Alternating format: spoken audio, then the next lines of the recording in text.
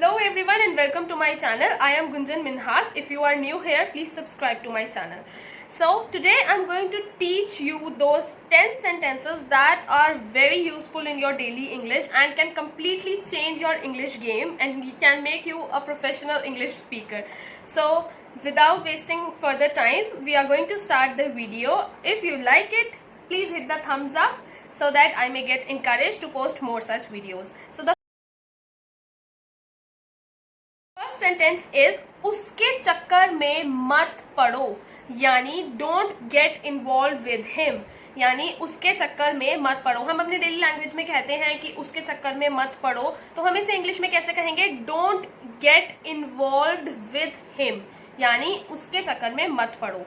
आपको मैं हर एक सेंटेंस को 3 to 4 टाइम्स आपको मैं बोलकर दिखाऊंगी, आप मेरे पीछे रिपीट कीजिए ताकि आपको भी ये जो मीनिंग्स हैं या फिर ये जो सेंटेंसेस हैं ये अभी के अभी याद हो जाएं।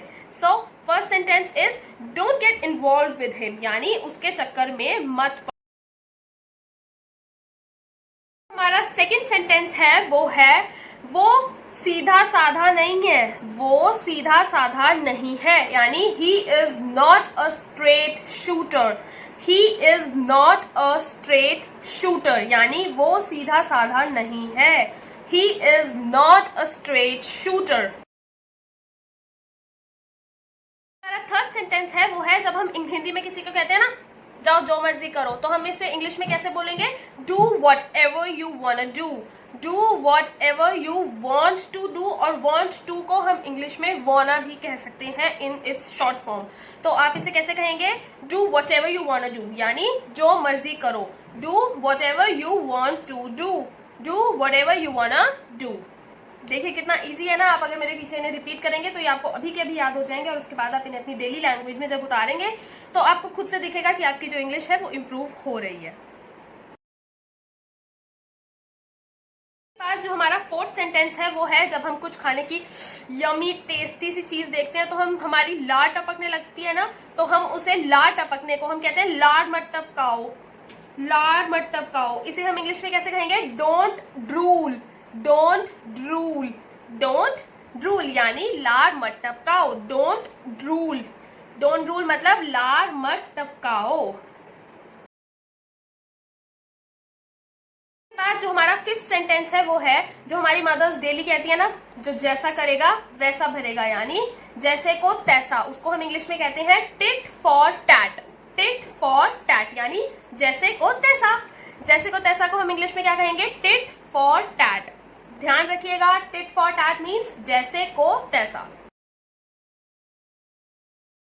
बाद जो हमारा सिक्स्थ सेंटेंस है वो है जब हम किसी को शाबाशी देते हैं तो कहते हैं ना ये हुई ना बात, तो उसे हम इंग्लिश में कैसे कहेंगे? That's the spirit, that's the spirit, यानी ये हुई ना बात। दैट्स द स्पिरिट, यानी ये हुई ना बात।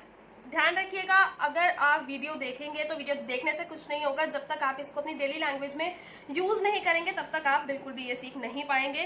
तो फोकस कीजिए कि आपको इन सेंटेंसेस को डेली अपनी लैंग्वेज में उतारना है सो दैट आपको ये याद रहे आगे तक। तो जो हमारा सिक्स्थ सेंटेंस है वो है दैट्स द स्पिरिट, यानी ये हुई ना बात।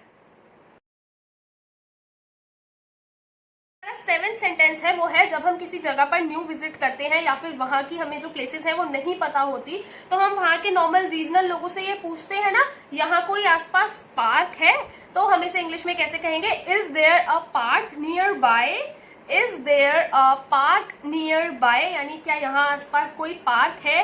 या फिर अगर हमें इसको कहना है is there a washroom nearby, तो यानी यहाँ आसपास कोई वॉशरूम है, तो हम नॉर्मल लोगों से आसपास अपने वर्ड्स में जो है अपना वॉशरूम फिट कर सकते हैं, पार्क फिट कर सकते हैं, सैलून फिट कर सकते हैं, या जो भी आप फिट करना चाहें। ये एक उसका फॉर्मेट है कि जिसके अंदर आप अपने सेंटेंसेस को जो है ऐड ऑन कर सकते हैं। तो अगर आपको किसी से पूछना है कि यहाँ आसपास कोई पार्क है तो आप कैसे पूछेंगे? Is there a park nearby. जो हमारा 8th सेंटेंस है वो है मुझे शांति से सोने दो, मुझे शांति से सोने दो, यानी let me sleep in peace. Let me को आप शॉर्ट फॉर्म में लेमी बोल सकते हैं, lemme, let me sleep in peace, यानी मुझे शांति से सोने दो। और अगर आप इसे फुल फॉर्म में बोलना चाहें तो आप कहेंगे let me sleep in peace, यानी let me sleep in peace या फिर let me sleep in peace. यानी मुझे शांति से सोने दो। हमारा 9th सेंटेंस है, वो हमेशा मेरे काम में टांग अड़ाता है। वो हमेशा मेरे काम में टांग अड़ाता है, तो हम इसे इंग्लिश में कैसे बोलेंगे? ही always interferes in my business. He always interferes in my business, यानी वो हमेशा मेरे काम में टांग अड़ाता है।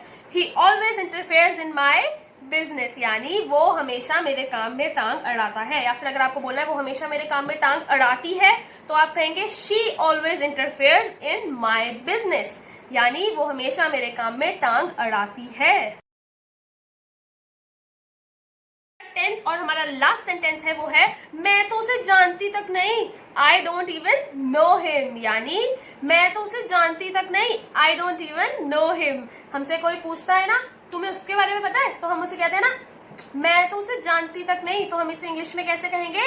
I don't even know him, यानी मैं तो उसे जानती तक नहीं। So I hope you guys liked the video, and if you did, so please subscribe to my channel. I need your support a lot because I do post so many videos and I have posted so many, but I haven't seen any such response that makes me so happy. So I am not appointed, or I am not actually happy with the response that I am getting from you guys. If you please like the video, so please hit the thumbs up and also subscribe to my channel and share it with your friends so that they can also subscribe to my channel. And I love you guys so much. Thank you for watching my video. Bye bye.